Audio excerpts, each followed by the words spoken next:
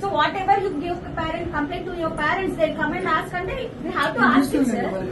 See, even if it's your daughter, will you accept it? Even if it's your daughter, will you accept it, sir? No, right? Then how can you beat my daughter? Just for talking in Telugu? Okay, my daughter has done a mistake. Talking in Telugu, is that the way to punish her, sir? Is that the way to threaten her, sir? Sir ఇప్పుడు జరగదు చేయదు already last time complete ఇస్తేనే నువ్వు ఎన్నిసార్లు complete ఇస్తే అన్నిసార్లు punishment ఉంటుందని చెప్పి బెదిరించినావంటారు. ఈ మాట నువ్వు బిడ్డాను నువ్వు అనలేదని మాత్రం అనకండి, ఊరికే చెప్పాలి. ప్రాబ్లం అందరితోటి అతని బిహేవియర్ తోటి. సార్ లవ్ స్టోరీస్ ఎందుకు సార్ మీకు? సార్ లవ్ గురించి మాట్లాడాల్సిన అవసరం ఏముంది? లేదా నా డాటర్ ఏమన్నా లవ్ స్టోరీస్ మెయింటైన్ చేస్తారా? సార్ ప్రామిస్ వద్దు సార్. మీరు 30 ప్లేస్ అమ్మాయి 30, మీరు ఆ మాటలు ఎందుకు మాట్లాడాలి? అబద్ధాలు కాదు సార్, అబద్ధాలని కాదు. ఇప్పుడు స్కూల్లో జరిగే discussions, see as a sister or as a mother I be very friendly with my daughter అనుకున్నాను. Even if you are a father, you will be very friendly with your daughter, right? Being friendly with your child, if a child says these things, so నేను ఇంకా మా పాపని school కి పంపించగలుగుతాను. నేనేం చేస్తాను, ఎందుకమ్మా ఈ లెవెల్ రూల్స్ అప్పటిదాకా ఇంట్లో కూర్చోంటాను? Because it matters, respect matters to every parent, respect matters.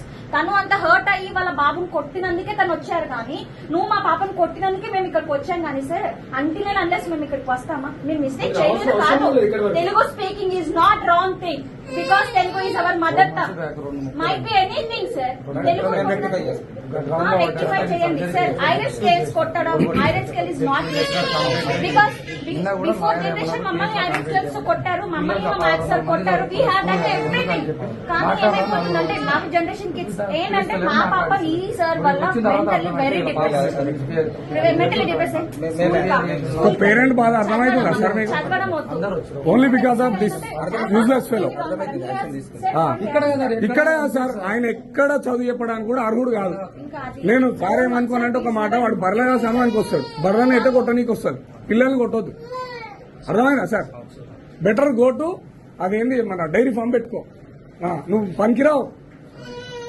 Sorry ఎందుకు బుద్ధి ఉండాలి నీకు ఉపాధ్యాయుడి స్థానంలో ఉండి? పిల్లలు మా దగ్గర 4 గంటలు, స్కూల్లో 10 గంటలు. మీరే అడగాలి సార్, మీకే సేమ్ సార్, సేమ్ నీకు. మా దగ్గర 8 గంటలు వచ్చి నిద్రపోతారు, 4 గంటలు మేకతో ఉంటారు, 14 గంటలు మాకు కాబట్టి 10 గంటలు మీకు ఇస్తున్నాం. మీకు సేమ్, మాకు కాదు సార్. మా అబ్బాయి సార్, మా అబ్బాయి మీ అబ్బాయి చెప్పండి. ఈవినింగ్ వస్తే 4 అవర్స్ ఉంటారు, మళ్ళీ 2 అవర్స్ ట్యూషన్, మళ్ళీ పడుతుంటారు. వచ్చి తిన్నారా పడుకు అంటే తినే దగ్గర ఒక హాఫ్ అన్ అవర్, గంట 2 గంటలు, పొద్దున 2 గంటలు మాతో ఉండేది పిల్లలు. 4 గంటల తర్వాత ఉంటే ఎక్కువ పిల్లలు. సరిదిద్దుకుంటాం, తప్పు జరిగిన మాట వాస్తవమే, నేను సరిదిద్దుకుంటాం, రెక్టిఫై చేస్తాం. మా సార్ తరఫున జరిగిందో, ఎట్లా జరిగిందో, ఏం జరిగిందో అన్ని కూడా